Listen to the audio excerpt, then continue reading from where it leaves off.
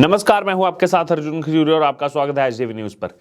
सचिन पायलट पूर्व उप मुख्यमंत्री राजस्थान के और कांग्रेस पार्टी के बड़े नेता, वो इस समय चर्चाओं का विषय बने हुए हैं। आखिरकार क्यों, आइए आपको बताते हैं।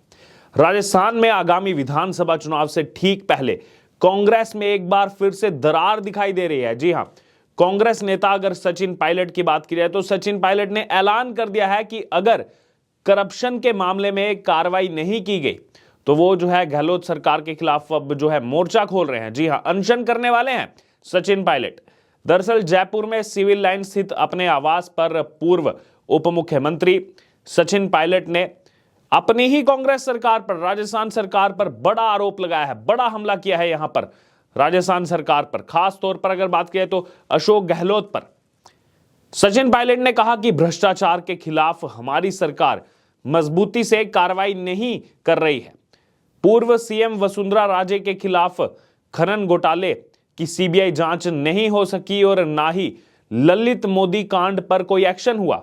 अपनी सरकार पर सवाल उठाए हैं यहां पर सचिन पायलट ने, और आगे कहा कि इससे जनता के बीच एक अच्छा संदेश नहीं गया है, क्योंकि चुनाव को मात्र 6 महीने बचे हैं और हम कार्रवाई नहीं कर पा रहे हैं। यानी कि अब 6 महीने रह गए, अब सब चीजें याद आ रही है कांग्रेस पार्टी को, चाहे अशोक गहलोत हो, चाहे तमाम बाकी यहां पर नेता हो कांग्रेस पार्टी के। अब यहां पर समझ में आ रहा है, क्योंकि लगातार हम भी राजस्थान की जनता से बात करते हैं, उनसे जानते हैं वो किसको जो है लाना चाहते हैं, किसकी सरकार बनाना चाहते हैं। तो अब यहां पर यानी कि कांग्रेस समझ चुकी है कि क्या सत्ता से उखाड़ फेंकेंगे लोग उनको। पूर्व डिप्टी सीएम सचिन पायलट ने कहा कि जब हमारी सरकार बनी थी तब भ्रष्टाचार को लेकर हमने मिलकर कई सारी बातें कही थी, लेकिन अब तक ये काम नहीं हुआ है। और इसे देखते हुए मैं, यानी सचिन पायलट ने बोला, मैं 11 अप्रैल को शहीद स्मारक पर एक दिन का अनशन करूंगा, और ये अनशन उन बातों को रखने और उन्हें करने के लिए किया जा रहा है जो अब तक हमारी सरकार द्वारा नहीं हुई, यानी कि राजस्थान सरकार द्वारा नहीं हुई। वहीं कांग्रेस नेता ने कहा कि हमारे विरोधी इस भ्रम को फैला रहे हैं कि हमारी मिलीभगत तो नहीं, कि हमारी राजस्थान में मिलीभगत है। फिर आगे उन्होंने कहा कि वसुंधरा सरकार का कार्यकाल बेहद भ्रष्ट रहा था, अब चुनाव में बेहद कम समय रह गया। बार बार चुनाव बीच में आ रहा है, कहा चुनाव में बेहद कम समय रह गया। हमने 45,000 करोड़ के घोटाले का आरोप लगाया था, लेकिन अब तक इस पर कोई भी कार्रवाई नहीं हुई है। तो यहां पर 6 महीने रह गए हैं, इसलिए याद आ रहा है, खुद कांग्रेस नेता ही कह रहे हैं। आगे कांग्रेस नेता ने कहा कि मुझे कांग्रेस अध्यक्ष बनाया गया था, कार्यकाल पूरा किया, उस समय वसुंधरा राजे की सरकार थी, हमने जिम्मेदार विपक्ष की भूमिका निभाई और जनता ने हमें स्वीकार किया। बीजेपी 163 से 70 पर आ गई, तब हमने कहा था कि भ्रष्टाचार के मसलों की जांच करेंगे। हमने अपनी बात पर हम खरे उतरे, इसकी जो है चिंता मुझे थी। वहीं उन्होंने कहा कि मैंने मुख्यमंत्री अशोक गहलोत को चिट्ठी लिखी कि समय आ चुका है कि हम अपने वादों पर खरा उतरे। सचिन पायलट ने कहा कि मैंने कहा था कि अब जब 1.5 साल बचा है सरकार का, इसलिए पुरानी सरकार के मामलों की जांच हो, मैंने फिर चिट्ठी लिखी नवंबर 2022 में। ये पूरा प्रेस वार्ता में जो उन्होंने बताया। आगे कहा कि सीएम ने उस चिट्ठी का जवाब भी नहीं दिया। हम चाहते हैं कि चुनाव से पहले हम जनता को बताएं कि क्या मामले थे। कहीं ना कहीं आपसी रार खुल करके सामने आ गई है कांग्रेस पार्टी की। वहीं उन्होंने कहा कि केंद्र सरकार एजेंसी का दुरुपयोग कर रही है, तो दूसरी तरफ पर राजस्थान सरकार जांच एजेंसियों का कोई उपयोग भी नहीं कर पा रही है। कितनी बड़ी विडंबना यहां पर कांग्रेस पार्टी को देखने को मिल रही है। और इसी के साथ रिएक्शन भी सामने आ चुका है। राजस्थान सरकार में ही मंत्री प्रताप सिंह खाचरियावास की तरफ से ये रिएक्शन सामने आया। उन्होंने कहा है कि सचिन पायलट पार्टी के लिए संपत्ति है, अगर वह सवाल उठा रहे हैं तो उनके सवाल का सम्मान होना चाहिए। उनको मुद्दे उठाने का हक है। लोकतांत्रिक पार्टी में कोई भी अपनी आवाज उठा सकता है, लेकिन सवाल यही है, आवाज उठाना अलग चीज है, लेकिन क्या कार्रवाई होगी? और इतनी देर से चुप्पी क्यों साधी हुई थी? इसीलिए सवाल जनता उठा रही है। वहीं कांग्रेस नेताओं सचिन पायलट और अशोक गहलोत के बीच का जो झगड़ा है वो जग जाहिर है, ये पहली बार नहीं है, लेकिन इसका एक बहुत बड़ा खराब दौर है वो पहले भी गुजर चुका है। जब सीएम अशोक गहलोत ने केंद्रीय मंत्री गजेंद्र सिंह शेखावत और सचिन पायलट पर 2020 में उनकी सरकार को गिराने की कोशिश करने का आरोप लगाया था, तब से ही राजस्थान कांग्रेस में कभी ना खत्म होने वाली सचिन पायलट और अशोक गहलोत के झगड़े की कहानी शुरू हो गई और कई राउंड इसके देखे जा चुके हैं।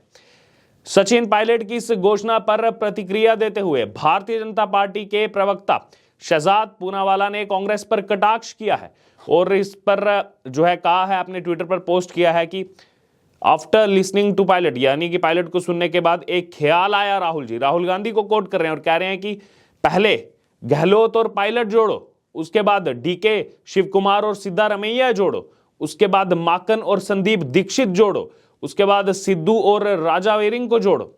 ये लिख रहे हैं शहजाद पूनावाला और आगे कहते हैं कि फिर एनसीपी को फिर से जोड़ो। और भारत जो है वो पहले से जुड़ा हुआ है, लेकिन कांग्रेस जो है वो टुकड़े टुकड़े और टूटी फूटी में दिखाई दे रही है। कांग्रेस से जनता जोड़ो, कांग्रेस को कांग्रेस से जोड़ो, बाकी सब छोड़ो, ये कहा गया। शहजाद पूनावाला की तरफ से कटाक्ष किया गया कि ये निकले हैं भारत जोड़ो यात्रा, कह रहे हैं कि हम जो है पूरा भारत जोड़ने निकले हैं, लेकिन कांग्रेस के अंदर कितनी आपसी कलह मची हुई है, उनको तो जोड़ लीजिए पहले। अब बीजेपी इस पर चुटकी ले रही है, और ले भी क्यों ना, क्योंकि लगातार कांग्रेस यही क्लेम कर रही कि हमारे साथ तो इतनी जनता जुड़ रही है, जबकि आपस में देख रहे हैं कैसे हैं उनके नेता। वहीं आरएलपी, राष्ट्रीय लोकतांत्रिक पार्टी के प्रमुख और सांसद हनुमान बेनीवाल ने इसी बीच एक बड़ा ऐलान किया है। सचिन पायलट को कांग्रेस छोड़कर नई पार्टी बनाने की सलाह दी है हनुमान बेनीवाल ने कहा कि मैंने तो पहले भी कहा था कि सचिन पायलट अगर नई पार्टी बनाते हैं तो हम उनसे गठबंधन करेंगे। मैं तो चाहता हूं, जो बेनीवाल ने कहा कि मैं तो चाहता हूं सचिन पायलट का जिस तरह कांग्रेस में बार बार अपमान हो रहा है, उन्हें कांग्रेस पार्टी छोड़ देनी चाहिए। तो यहां पर बड़ी बात की है उन्होंने, सचिन पायलट को सलाह दी है कांग्रेस पार्टी छोड़ने की। बेनीवाल ने कहा कि मैं पायलट को कहता हूं कि आप एक अलग पार्टी बनाएं। पायलट अगर अलग पार्टी बनाते हैं, नई पार्टी बनाते हैं, तो जबरदस्त माहौल होगा और इसका प्रभाव भी होगा। फिर आगे उन्होंने कहा कि कांग्रेस और भारतीय जनता पार्टी बहुत पीछे चली जाएगी, हम उनके साथ फिर गठबंधन कर सकते हैं। तो सब पत्ते खोल के रख दिए हनुमान बेनीवाल ने, और आगे कहा कि पायलट के पार्टी बनाने से कांग्रेस की फूट का फायदा मिलेगा। फिर आगे कहते हैं कि बीजेपी में भी फूट है, उसका भी फायदा मिलेगा। हनुमान बेनीवाल की अगर बात की जाए तो पहले भी सचिन पायलट को नई पार्टी बनाने की सलाह दे चुके हैं, क्योंकि तीसरे मोर्चे की तैयारी कर रहे हैं हनुमान बेनीवाल। अब कांग्रेस की आपसी खींचतान के बीच बेनीवाल ने जो पायलट को नई पार्टी बनाने पर साथ देने का ऑफर देकर फिर से जो है सियासी हलके में चर्चाएं आखिरकार शुरू कर दी हैं। अब जो राजनीतिक जानकार हैं उनका क्या कहना है, पॉलिटिकल एक्सपर्ट्स, वो बेनीवाल के बयान को रणनीति से जोड़कर देख रहे हैं।